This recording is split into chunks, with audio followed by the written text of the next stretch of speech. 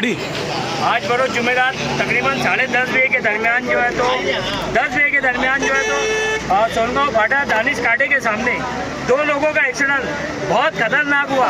Accident के दौरान जो है तो सर पूरे जो है उनका डैमेज हो गया और पूरी तरीके से जो भेजा वगैरह जो आता है वो घायल हो गया। मौके वारदात पे हम लोग यहाँ पे पहुँचे और वाली पुलिस स्टेशन थी और सभी की मदद से हमने डेड बॉडी एम्बुलेंस में रखे। अभी ये कहाँ के रहने वाले और कहाँ रहते अभी इनकी कोई शनाख्त नहीं हुई, मगर हमारे बीच में जो है तो मकबूल भाई यहाँ पर मौजूद है, वो बता रहे कि यार मेरे पहचान के। अभी डेड बॉडी जो है तो हम यहाँ से उठा के सिविल अस्पताल ले आ रहे, इनके घर वालों को इत्तला करके वहाँ का जो भी कानूनी प्रोसीजर और PM करके डेड बॉडी इनके घर वालों को देंगे। अभी हम लोग यहाँ पर मौजूद है, पौराणिक पुलिस भी यहाँ पर मौजूद है और हमारे अब्दुल सत्तार में एम्बुलेंस आ गए थे यहाँ पर